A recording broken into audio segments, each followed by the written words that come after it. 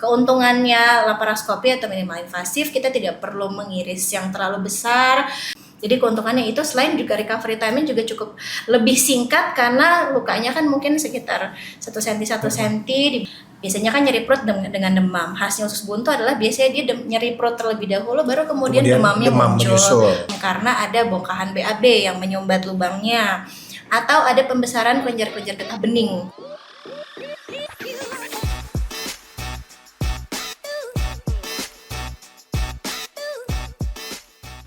Iya, halo Sobat Sentra. Kalau misalkan mungkin Anda punya anak, punya keponakan, ataupun juga saudara yang masih kecil tapi cukup sering menderita atau mengalami sakit perut. Nah, apakah sakit perut yang sering dialami ini bisa disepelekan atau justru merupakan gejala daripada usus buntu? Nah, untuk membahasnya ya lebih lanjut, saya nggak sendirian tentu saja karena saya kembali sudah ketemu lagi dengan narasumber kita yang luar biasa ini, Dr. Saskia Pratana, spesialis bedah anak dari Sentra Medika Hospital Cisalak. Apa kabar? Halo, ketemu lagi dong. Gimana sehat dok? Luar biasa. Puji Tuhan ya, memang kita harus sehat. Baik dok, ini topik usus buntu pada anak ya dok ya. Nah mungkin di awal ini mungkin dokter bisa jelasin ke Sobat Sentra, kepada masyarakat secara singkat aja apa sih dok itu appendicitis atau usus buntu dan kenapa ini cukup sering terjadi sama anak-anak gitu loh. Ya, kadang kan orang kalau ngomong usus buntu dokter Hamid kaget kan, masa sih dok anak-anak bisa jadi usus buntu? Kok bisa sih masih kecil usus buntu? Iya, ternyata memang kasus usus buntu atau mungkin lebih tepat kita bilang radang usus buntu kayak dok, karena usus buntunya sendiri adalah sebenarnya organnya. Jadi kita sebutnya radang usus buntu atau appendicitis. Nah, usus buntu itu adalah organ yang posisinya itu di usus besar yang kita sebut sekum.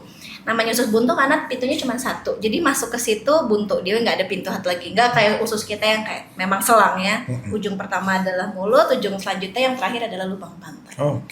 Anak-anak tuh justru ya sering banget bisa terjadi usus buntu, dan usus buntu merupakan penyebab indikasi pembedahan yang paling sering terkait kelainan-kelainan abdomen pada anak-anak, dan penyebab salah satu alasan atau diagnosa dari nyeri perut pada anak itu adalah usus buntu atau radang usus buntu ternyata gitu. Nah, usus buntu sendiri disebabkan oleh penyumbatan appendicitis disebabkan oleh penyumbatan pada si usus buntu atau appendix itu. Penyumbatannya bisa macam-macam karena ada bongkahan BAB yang menyumbat lubangnya, atau ada pembesaran kelenjar-kelenjar getah bening pada muara usus buntu. Dia menekan muara atau pintu usus buntu sehingga apapun yang ada di dalam appendixnya akan terperangkap.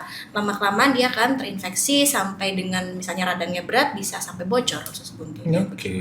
Nah sekarang pertanyaannya dok, usus buntu, radang usus buntu, appendicitis pada anak sama nggak sih gejalanya dengan pada orang dewasa gitu? Kalau pada anak-anak yang kadang suka bukan miss gimana ya dok, cuman jadinya malah nggak kepikiran ke situ mungkin orang pada umumnya karena gejalanya masih tidak spesifik orang dewasa. Kita orang dewasa secara umum sudah bisa melokalize. Kalau kita mengeluh nyeri, kita bisa menunjuk rata-rata. Nyerinya di mana nih? Di sini. Kualitas nyerinya seperti apa? Apa gejala penyertanya pada nyeri itu? Nah, anak-anak karena seringnya masih pokoknya discomfort aja. Jadinya orang cuma tahu sakit perut, tidak bisa localize. Jadi kadang-kadang tidak sespesifik pada orang dewasa. Jadi kadang mungkin ada potensi untuk delayed diagnosis karena nyerinya nggak spesifik. Yang orang pikir pokoknya harus banget klasik nyeri perut kanan bawah disertai demam dan lain-lain. Pada nyatanya gejala awal pada usus buntu justru tidak langsung di kanan bawah, melainkan di tengah-tengah dulu atau kita sebutnya periumbilical, dekat-dekat pusar. Pada anak dan orang dewasa juga? Pada orang dewasa sebetulnya juga nyeri awalnya bisa dari situ. Karena rangsang nyerinya pada usus buntu awal yaitu pada saat proses penyumbatannya itu rangsang nyerinya dia lebih general. Jadi dia tidak langsung spesifik ke kanan bawah. Jadi karena dia menyumbat, kemudian dia ada distensi atau usus buntunya agak membengkak, jadi nyerinya itu kita sebutnya periumbilical pain. Nervusnya atau titik nyerinya itu, nerve-nya itu mempersarafi organ-organ yang di tengah-tengah sini sama. Tetapi kalau sudah mulai makin spesifik radangnya dan usus buntunya sudah ikut meradang atau menyentuh dinding perut bagian dalam, barulah itu yang nyerinya spesifik. Gitu. Nah pada anak-anak kadang-kadang karena discomfort, kadang ada mual muntahnya. Orang dewasa iya, tapi kan kadang-kadang anak-anak mungkin salah makan atau apa. Jadi gejalanya tidak spesifik pada orang dewasa, meskipun sebenarnya perjalanan penyakitnya pasti sama. Gitu. Oke. Nah ini buat para orang tua, buat para moms and dad nih, apa tanda oh ini jangan-jangan anak saya usus buntu, atau ada gejala-gejala apa yang harusnya membuat orang tua waspada dan segera harus bawa ke dokter misalnya? Yang jelas kalau ada nyeri perut, kita nomor 1 karena dia ada surgical emergency. Jadi kalau ada nyeri perut dan tidak yakin, karena anak-anak kan biasanya makannya masih relatif bersih kan, masa kecuali udah besar misalnya jajan kemana-mana. Karena saya juga pernah infant, ada yang juga kena usus buntu, ada juga. Jadi masa kalau umur-umur segitu kan belum sekolah, belum apa, rata-rata mungkin untuk intake-nya masih relatif bersih, belum ada kemungkinan infeksi dari tempat lain, satu itu. Jadi begitu ada nyeri perut, nomor 1 yang harus kita singkirkan terlebih dahulu, apakah ada kemungkinan appendicitis. Yang bikin khas appendicitis biasanya kita menanyakan ke orang tua. Biasanya kan nyeri perut dengan demam. Khasnya usus buntu adalah biasanya dia nyeri perut terlebih dahulu, baru kemudian demamnya muncul. Plus ada gejala-gejala selain nyeri perut, even itu nyeri perutnya bukan langsung spesifik di kanan bawah. Dia nyeri perut, ada demam setelah nyeri perut, kemudian ada gejala lain seperti nausea. Jadi dia mual. Kalau anak udah lebih besar bisa ngomong saya mual, atau sampai dengan muntah. Nafsu makannya menurun biasanya. Jadinya yang biasanya makannya oke, nafsu makannya menurun. Itu parameter klinisnya. Baru nanti kalau misalnya memang kita pengen menyingkirkan usus buntu, jadi apapun itu kira-kira aduh kayaknya ada nyeri perut, pun gejalanya karena non spesifik juga orang kan nggak tahu nih nyeri perutnya apa, baiknya sih langsung berobat. Habis itu baru kita cek lab untuk memastikan ini kira-kira lagi ada tanda radang atau enggak. Seperti itu. Berarti hampir sama ya dok, pemeriksaan radang usus buntu pada orang dewasa dan anak hampir sama proses pemeriksaannya. Berbeda sedikit dari pada kita. Anak berbeda nggak? Kita bedanya tuh palingan cara meriksanya. Anak-anak kan kalau orang dewasa kita bisa tekan perutnya, oke sakit di sini, oke nggak sakit di sini. Kalau anak-anak kan apalagi dia kondisi nggak nyaman banget, pencet sana pencet ini, pasti dia akan mengeluh nyeri atau dia menangis atau apa. Nah jadinya yang agak berbeda adalah pada pemeriksaan fisik dokternya mungkin kita nggak langsung pencet sini, oh iya ini sakit nih jelas. Biasanya anaknya disuruh duduk, batuk, atau kalau anaknya udah besar coba lompat kamu sakit nggak perutnya gitu. Karena ada yang kita istilahnya nyeri pada lompat atau hopping gitu. Suruh loncat-loncat suruh lompat atau nggak suruh batuk, biasanya coba batuk gitu, terus nyerinya kerasa nyeri perutnya itu positif, ada poin-poinnya itu checklist kami ada positifnya. Oke. Nah kalau ke anak-anak nih dok, kan pertama anak belum bisa menjelaskan, mendescribe, oh ma ini nyerinya begini. Nah kadang juga orang tua bingung. Nah sebenarnya ada nggak sih dok gejala yang mirip dengan oh ini seperti usus buntu tapi bukan, ternyata ada nggak gitu? Banyak sih dok, termasuk satu kalau yang bisa agak ngeradangnya areanya mirip-mirip itu satu TB pada usus bisa. TB pada usus. Karena kuman-kuman TBC itu kan bercokol di kelenjar-kelenjar getah bening yang notabene di tempat pertemuan antara usus halus dan usus besar, atau kita bilang ileocecal junction, tempat si usus buntu berada itu banyak kelenjar getah beningnya. Jadi rich dengan kelenjar getah bening pada penggantung ususnya atau mesenteriumnya. Jika kuman TBC-nya bercokol di usus, biasanya dia akan bercokol di kelenjar-kelenjar getah bening itu yang memberikan sensasi agak-agak mirip dengan usus buntu, yaitu nyerinya di perut kanan bawah. Kemudian typhoid juga mungkin bisa kalau misalnya kumannya bercokol di ileum atau di usus halus bagian ujung yang mendekati usus buntu bisa juga. Selain ada juga kelainan bawaan lain, contoh di vertical dok, jadi ada penonjolan bawaan pada usus. Itu mirip sekali dengan gejala usus buntu tapi dia lebih non spesifik lagi karena posisi di vertikal agak jauh dia di usus halus. Selain itu pada pasien-pasien anak-anak perempuan kita juga jangan menyingkirkan kemungkinan ginekologis. Karena kadang-kadang usus buntu tidak seklasik itu karena tadi non spesifik kadang-kadang dan tidak klasik semuanya harus ada di checklistnya. Kami ada scoring system sebetulnya. Jadi ada checklist, ada angka minimal berapa kita udah berat ke arah usus buntu. Jadi demam itu adalah salah satu poin yang meskipun tidak ada demam tapi yang lain-lain sudah memenuhi itu sudah kami curiga berat ke arah usus buntu. Nah, misalnya nggak demam tapi sakit perut, pasien perempuan jangan lupa kita tetap harus menyingkirkan kelainan-kelainan ginekologis. Mungkin pada perempuan lebih besar bisa kista dan lainnya. Jadi nyerinya juga tetap harus disingkirkan kelainan-kelainan kemungkinan itu. Gitu. Iya. Jadi tadi diferensial diagnosanya ya dok ya. Oke, baik. Nah sering kali pertanyaan daripada orang tua. Kadang kan orang tua suka takut. Emang harus dioperasi ya dok usus buntunya atau radangnya? Bisa nggak dengan obat oral medikamentosa atau apalah gitu? Gimana tuh dok?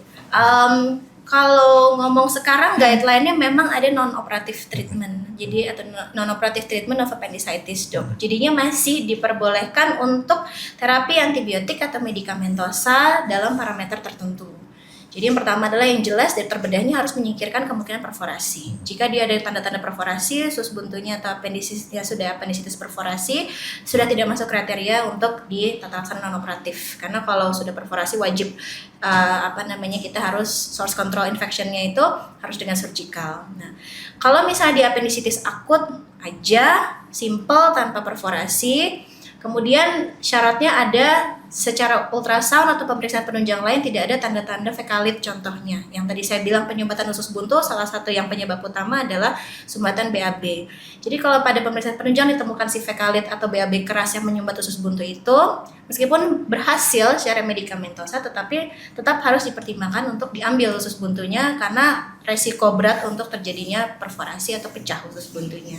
Gitu. Nah, tetapi kalau misalnya dia kriterianya memenuhi untuk murni non-operatif itu sebetulnya bisa, tetapi dengan disclaimer pada orang tua adalah sebenarnya si appendixnya itu masih ada, jadi kemungkinan berulang lagi tetap masih ada di kemudian hari gitu. Tapi rata-rata kami misalnya memenuhi kriteria ada pemberian antibiotik selama mungkin 3 hari dan dievaluasi, nyerinya membaik, nafsu makan membaik, udah bebas demam, bisa pulang contohnya lanjut antibiotik di rumah, tetapi dengan disclaimer bahwa ini si biang keroknya belum dibuang. Jadi kalau ada tanda-tanda lagi seperti kemarin harus ke IGD atau harus kontrol lagi ke dokter bedah anaknya gitu. Jadi ada kriterianya ada kapan? Opsi ya, Dok. Nah, kalaupun nih harus dioperasi, operasinya sendiri metodenya apakah operasi terbuka atau laparoskopi? Dua-duanya bisa. Dok. Bisa. Okay. Jadi ya kalau misalnya laparoskopi rata-rata kita save untuk yang non perforated. Meskipun ada juga kasus-kasus yang perforated juga bisa tetap di minimal invasif. Nah, keuntungannya laparoskopi atau minimal invasif kita tidak perlu mengiris yang terlalu besar. Kemudian juga sekalian bisa menyingkirkan differential diagnosis yang lain kan.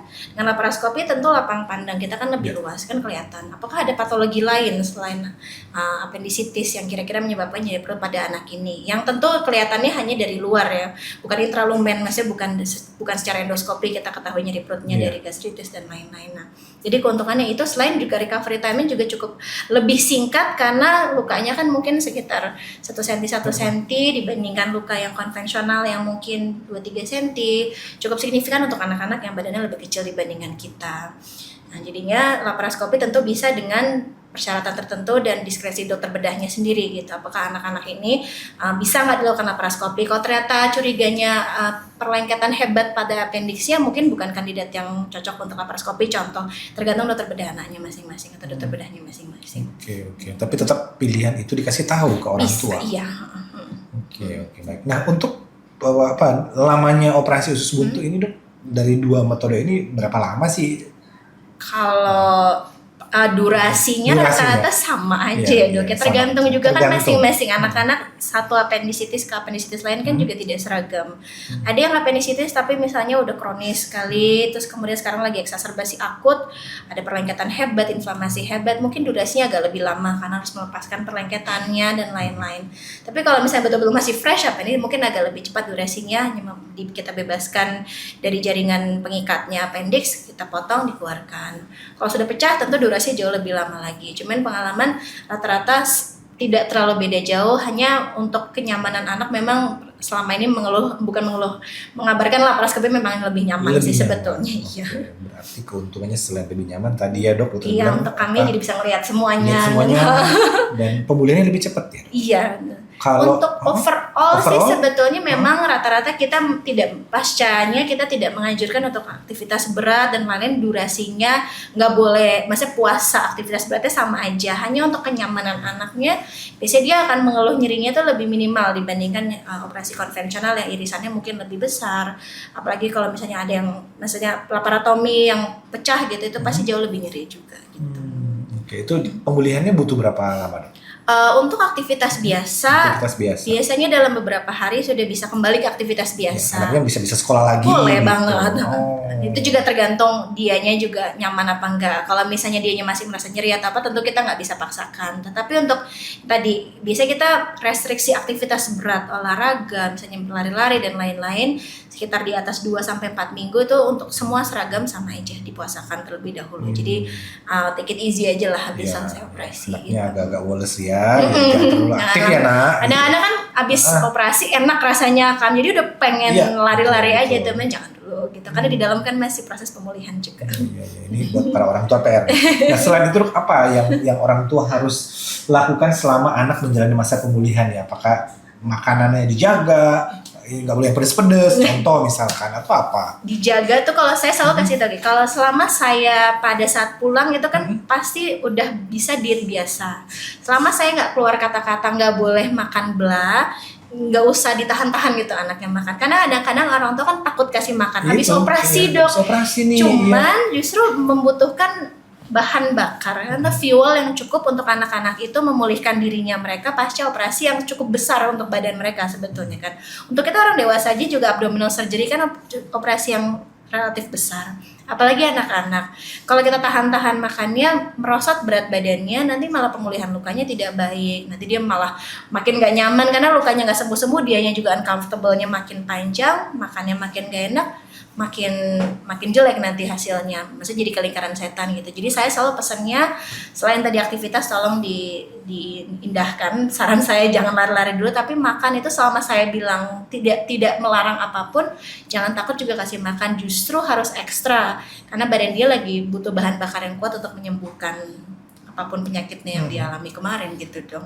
Jadi jangan takut intinya. Oke, jadi kalau saya ngelarang boleh. Iya. Kalau yang gitu ada larangan hajar. Soalnya ada yang kayak mutih dulu gitu, kan? Malah nggak ada kalorinya, nggak ada nutrisinya. Bubur terus. Padahal BAB udah baik, nggak ada nyeri, kan nggak ada alasan untuk ditahan tipe makanannya atau apa. Kalau kayak pedas-pedas gitu juga tergantung. Kalau toh juga dia nggak gastritis, kalau emang dia nafsu makan karena pedas ya udah gitu, nggak apa-apa juga. Palingan kita take it easy aja pedas-pedas karena dia kan meningkatkan asam lambung, mungkin nggak nyamannya lebih di situ. Oke. Jadi silahkan makan apa aja ya. Oke, nah kalau kita sudah jelas ya, Dok. Kalau komplikasi kayaknya nggak ada ya, karena kan laparoskopi tadi kan ada tetap. Jangan apa ya, memang kita bukan nakut-nakutin. Hanya judulnya semua abdominal surgery pasti ada dengan komplikasinya. Semua surgery dengan komplikasi masing-masing. Untuk abdominal surgery salah satu kemungkinannya adalah perlengketan. Jadi habis operasi dengan kondisi itu kan emergency operasinya. Habis ngeradang usus buntu dan mungkin dia juga akan mempengaruhi organ-organ di sekitarnya kan, karena dianya meradang. Ada reaksi inflamasi yang dapat memicu terbentuknya adesi atau perlengketan antara usus-usus. Nah, itu tergantung juga sama masing-masing badan anaknya. Yang salah satu faktor yang sangat-sangat mempengaruhi adalah degree atau extent of inflammation-nya. Jadi seberat apa sih radangnya si anak itu, appendixnya anak itu. Nah, itu tetap ada resiko meskipun mungkin pada usus buntu yang sudah pecah resikonya lebih tinggi, dan itu ada hal-hal yang kita bisa lakukan sebagai dokter bedah untuk meminimalisir, yaitu mencuci luka operasinya dan kafum abdomen atau di dalam perutnya dengan bersih pasca operasi untuk meminimalisir resiko perlengketannya. Untuk pasiennya sendiri, kalau nggak ada keluhan lagi apa-apa, kita motivasi untuk banyak bergerak, karena otomatis dengan kita bergerak akan memotivasi usus kita juga ikutan gerak kan di dalam kan. Selain mencegah adesi karena ususnya jadinya bergerak, dan itu mempromosi untuk cepat kentut dan BAB supaya intake-nya jadi makin cepat bisa dimasukin. Karena kan kalau diam aja nggak kentut nggak BAB kan otomatis ususnya juga nggak gerak. Kalau kitanya juga diam, kalau kita diam aja kita nggak makan, usus juga nggak gerak. Jadi akan muter-muter situ aja, makin lama length of stay-nya. Jadi harus banyak gerak juga untuk selain mencegah adesi, untuk biar bisa makan cepat. Tapi tetap semua operasi dengan resikonya, terutama khusus buntu paling sering adalah adesi. Nah, kalau adesi sampai berat sekali, yang biasanya kami harus sampaikan betul-betul orang tua harus paham kenapa harus gerak. Satu hari kan masih habis operasi harus gerak. Kenapa kalau ada tanda-tanda usus buntu jangan disimpan-simpan, karena makin lama inflamasinya makin berat contohnya. Nah, itu karena kalau sampai adesi pasca operasi bisa aja sampai dengan operasi ulang kan, karena usus kita kan ketekuk-tekuk lengket, kayak selang mampet yang ditekuk, akhirnya kan nggak bisa lancar ke bawah. Nah, kadang-kadang sampai kasus-kasus severe Kalau sama sekali misalnya dengan tata laksana non operatif, jadi kita puasakan, kita pasangkan selang lambung, kita lakukan upaya pemberian antibiotik untuk meluruhkan peningkatannya tidak berhasil, harus sampai dengan operasi ulang. Ada yang harus sampai dibuatkan stoma karena misalnya kondisi ususnya udah lengket sekali. Jadi jangan kita bukannya nakutin, tapi itu jangan meremehkan sesuatu operasi intinya, karena pasti ada resikonya masing-masing. Ya. Jadi justru harus aktif bergerak ya, karena kan orang tua kadang abis anaknya tidak tidur aja ya kan, takut gitu. Kenapa? Laparoskopi memang meminimalisir resiko karena kita kan tidak memaparkan usus-usus itu dengan tangan kita lah, kita manipulasi usus itu kan juga merangsang reaksi juga kan dok dari badan. Memang dengan laparoskopi meminimalisir resiko itu meskipun tetap ada. Apalagi kalau dia inflamasi cukup kuat, badannya sendiri memang sudah juga mungkin daya tahan tubuhnya kurang bagus dan lain, ada reaksi adesi sangat-sangat mungkin. Jadi tetap apapun itu harus disampaikan betul. kepada orang tua. Oke, ini dok, orang awam nih kadang suka percaya ini lu usus buntu gara-gara makan biji cabe, biji jambu. Iya, Gimana tuh dok? Apakah itu benar atau cuma mitos? Jangan-jangan biji jambu? Dok, saya juga udah pernah usus buntu, tapi saya juga nggak makanin biji jambu. Enggak juga. Ya? Nah, jadi prinsip usus buntu tadi ada penyumbatan pada usus buntu yang menyebabkan apapun yang di dalam usus buntu kita itu nggak bisa keluar lagi. Sebetulnya mungkin asal muasalnya dari situ kan. Cuman kalaupun tidak ada penyumbatan, usus buntunya dalam kondisi sehat juga, misalnya pun biji cabai, biji apapun itu nyangkut di dalam usus buntu, kalau dia masih sehat dia akan bisa mengeluarkan kembali kan sebenarnya. Yang harus diawasi sebenarnya adalah pola makannya, karena bongkahan BAB keras itu dicurigai karena di underlyingnya adalah makan serat yang kurang, jadi diet rendah serat, malas makan sayur, malas makan buah, sedentary lifestyle, cuman baring aja gitu. Nah, itu yang dicurigai malah yang kuat menyebabkan usus buntu. Meskipun pada anak-anak memang kadang-kadang emang nasib aja. Contoh tadi ada pembesaran kelenjar getah bening yang menekan si lubang usus buntu sehingga dia tersumbat. Itu bisa terjadi karena mungkin awalnya dia diare atau sakit lain, kelenjarnya besar-besar, tiba-tiba ya udah kesumbat usus buntu. Itu kan juga untung-untungan lah MS-nya. Sialnya ibaratnya. Nah, sebenarnya kalau dari literatur sih nggak ada yang directly korelasi antara kita senang makan biji jeruk dengan langsung usus buntu, ya mungkin nggak juga. Atau biji durian itu mah usus langsung mampet semua gitu.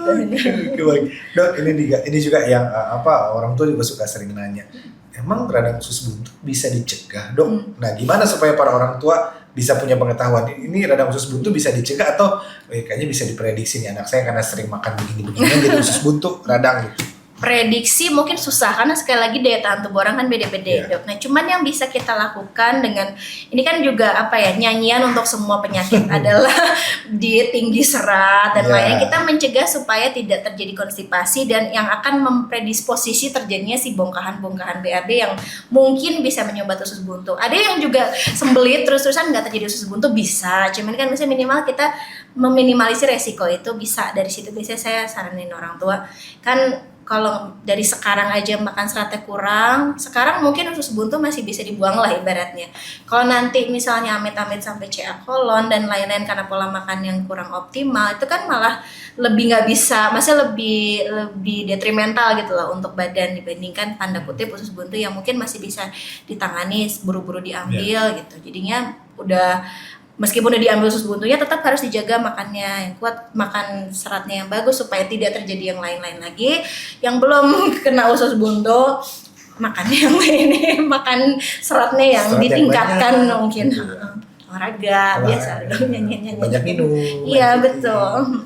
Oke. Nah, ini untuk pesan nih buat para orang tua yang mungkin anaknya jangan-jangan keseringan sakit perut gitu loh atau ya gimana nih dok buat para orang tua? Kalau saya selalu nasehatin karena untuk misalnya yang sekali lagi tadi gejala awal adalah mirip-mirip gastritis sebetulnya dok, karena dia nyeri-nyerinya di dekat pusar sini. Sedangkan gastritis sendiri kan membutuhkan periode waktu yang cukup panjang. Masa anak yang cuman tinggal dikasih makan sama orang tuanya, makannya teratur, agak jarang ya dok. Kecuali misalnya ada kelainan anatomis yang mendasari yang bikin dia resiko GERD dan sebagainya. Cuman kalau anak-anak toddlers atau anak-anak SD makannya teratur misalnya, masa sih gastritis? Nah, kalau nggak yakin diawasin dan bisa aja itu merupakan gejala usus buntu. Jadi intinya kalau sakit perut langsung konsultasi, langsung berobat. Karena faktanya banyak yang ternyata usus buntu kronis membaik tapi dia hilang timbul, jadi nyerinya karena perlengketan bisa. Jadi kalau anaknya berulang terus nyeri, konsultasikan aja ke dokter anaknya dulu, mungkin kalau misalnya takut ke dokter bedah. Habis kalau nggak ke saya. Kayak gitu. Yang penting jangan meremehkan, karena sakit perut secara penelitian memang salah satu yang paling tinggi angkanya yang menyebabkan nyeri perut pada anak adalah appendicitis, dan dia adalah emergency surgery kan sebetulnya kan, karena anak-anak itu mungkin perjalanan klinisnya lebih cepat beratnya dibandingin orang dewasa, karena daya tahan tubuh anak-anak belum sematur orang dewasa. Jadi apapun keluhannya segera langsung dibawa. Selain juga kita pengen menyingkirkan kemungkinan lain kan, ini kenapa pasti kan something wrong kalau sakit perut terus-terusan, mungkin bukan appendicitis, toto TB usus. Yang penting konsul supaya kita bisa cari tahu akar masalahnya apa. Jadi jangan takut lah intinya. Tadi dokter bilang kan ini radang usus buntu adalah emergency surgery ya dok? Sebetulnya. Nah, apakah memang operasinya ini sito selalu atau bisa elektif atau gimana dok? Urgency ya dok, tergantung. Kalau udah perforated pasti kan lebih emergency, karena kita benar-benar harus source control, kita harus bersihkan infectionnya. Ada yang elektif appendektomi ada, jadi misalnya dia appendicitis kronis, exacerbasi akut, jadi akut terus kadang-kadang nanti membaik sendiri, tapi nyerinya itu cenderung nggak pakai demam, jadi nyeri aja, biasanya karena entah adesinya atau karena ada sumbatan si fekalitnya tadi, itu bisa kita jadwalkan. Jadi misalnya ya urgent surgery hitungannya. Ada yang benar-benar bukan elektif murni sih ya dok, cuman masih bisa tertunda, misalnya usus buntunya udah infiltrat, udah pecah, tapi karena daya tahan tubuhnya bagus, anaknya udah lebih besar, si omentum atau penggantung usus itu membungkus area yang radang. Nah itu kita biasanya antibiotik dulu untuk melepaskan adesinya dok, baru nanti appendektomi interval kita bilangnya. Dalam beberapa bulan baru nanti kita angkat appendixnya, karena kalau kita sitokan sekarang justru itu adalah daya tahan tubuh kita yang membungkus si appendix. Kalau kita ganggu malah resiko mungkin perforasi ususnya, karena kan lengketnya harus kita pisahin, takut sobek. Nah jadinya itu bisa dielektifkan tanda kutip lah gitu. Tergantung kondisinya. Oke, baik. Paling terakhir dokter, mungkin para orang tua, dari dokter anak udah nih udah konsultasi, tapi kan dokter anak bilang harus ke dokter bedah anak. Nah kapan nih jadwalnya dokter untuk konsultasi di Cisalak ini? Saya hari Selasa pagi, jam berapa jam? Jam 9 sampai jam 12. Kemudian Rabu dan Jumat jam 2 sampai jam 5. Oke, jadi Selasa pagi dan Rabu Jumat. Dia nggak perlu takut kalau ke dokter bedah judulnya kan. Enggak semua kita operasi, tapi kalau kita sudah sarankan operasi memang itu adalah yang terbaik pasti. Pilihan terbaik. Oke, jadi ya percaya aja sama dokter Saskia ya. Gak galak kok dokternya ya, gak menakutkan. Karena mindset orang tua, aku dokter bedah. Anak-anak takut nanti dok kalau saya galak. Gitu, apalagi anaknya udah mengerti kan. Mau dioperasi ya nggak mau, nangis lah ya. Tapi saya galak dok kalau masalah nutrisi, kalau masalah nunda-nunda berobat, saya udah galak jadinya, karena kan kita kan harus mengutamakan dan mengedepankan si anaknya gitu. Betul. Kan. Kadang-kadang orang saya nggak tega yang maksudnya, tapi kan masa tega anaknya nyimpan penyakit gitu. Jadi ya nggak usah takut ke dokter bedah. Ya, betul. Pokoknya kalau udah ke dokter bedah udah yakin deh. Ya, nggak usah nawar-nawar. Oke, terima kasih banyak dokter insight-nya ya. Pokoknya kita nanti akan ngobrol-ngobrol lagi mungkin dengan topik menarik selanjutnya. Baik. Demikian obrolan saya bersama Dr. Saskia Pratana, spesialis bedah anak mengenai penanganan usus buntu atau radang appendix pada anak-anak. Mudah-mudahan ini bermanfaat ya bagi para orang tua dan juga masyarakat pada umumnya. Sampai ketemu lagi, sampai jumpa.